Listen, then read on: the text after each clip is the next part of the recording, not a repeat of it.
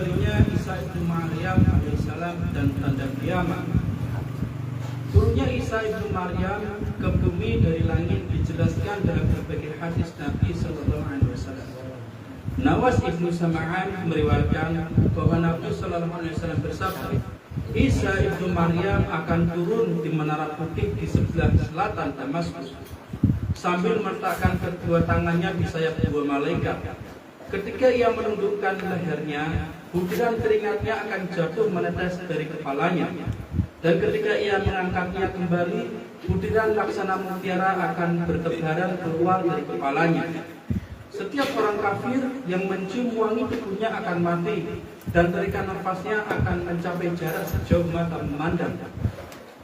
Nabi Muhammad SAW menggambarkan turunnya Isa alaihissalam di Menara Putih di sebelah selatan Damaskus.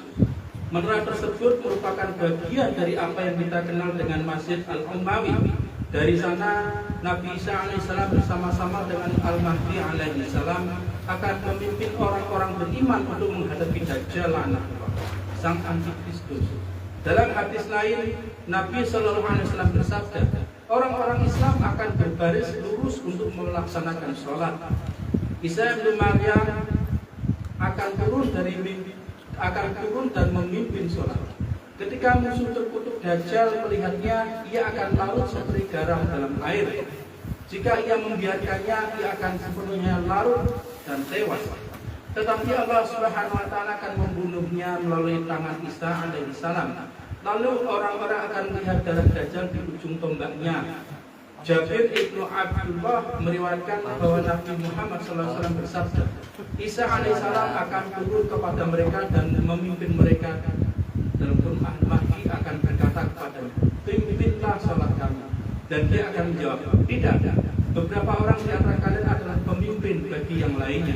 Dengan cara itu, Allah Subhanahu wa Ta'ala telah memuliakan umat ini.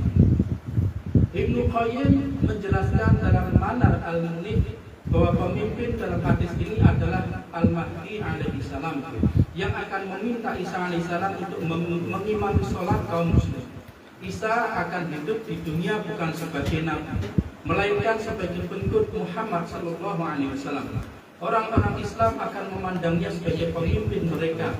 Menurut Al-Syalabi, Al-Mahdi alaihissalam akan memimpin umat Islam dalam sholat, dan Isa akan memimpin umat Islam berdasarkan syariat.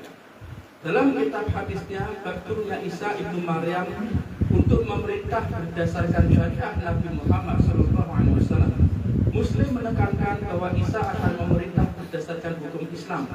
Pada kenyataannya, Nabi SAW menjelaskan bahwa Isa akan melaksanakan haji, dan dalam perjalanannya ia akan berhenti untuk mengunjungi makam Nabi Muhammad SAW di Madinah. Abu Hurairah radhiyallahu anhu meriwayatkan bahwa Nabi Isa Nabi Muhammad SAW bersabda, sesungguhnya Isa ibnu Maryam akan duduk sebagai hakim yang bijak dan penguasa yang adil. Dia akan melakukan perjalanan ibadah haji dan datang ke makamku untuk memberi salam, dan aku akan menjawab salamnya. Allah Subhanahu wa Ta'ala berfirman, tidak ada seorang pun dari ahli kitab kecuali akan beriman kepada Isa sebelum kematiannya, dan di hari kiamat nanti Isa akan menjadi saksi terhadap mereka.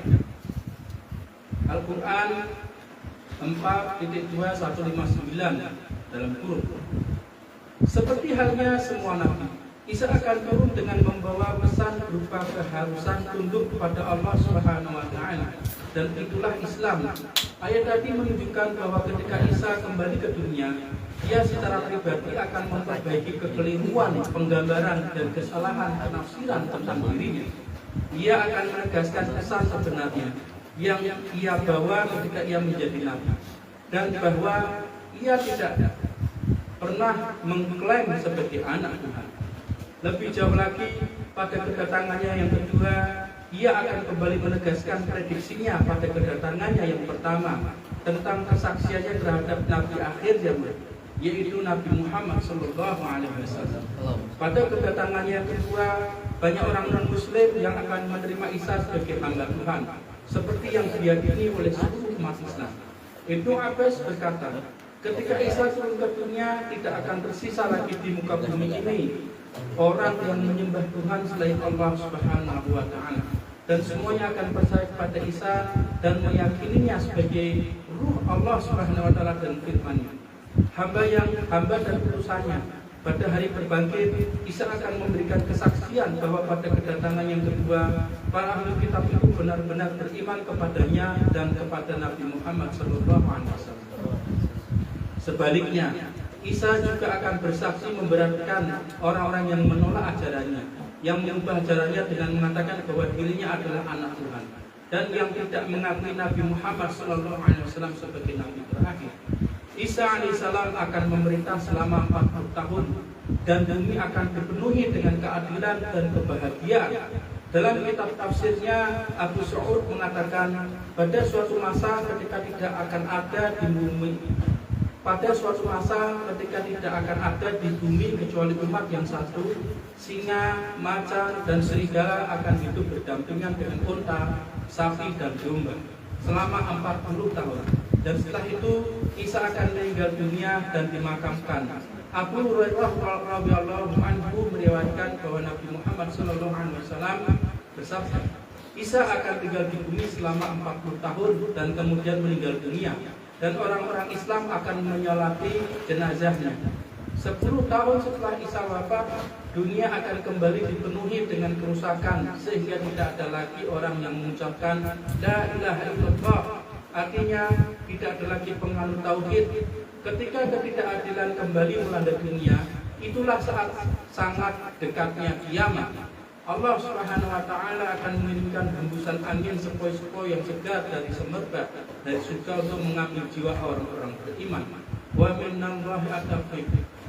Al-Fatihah.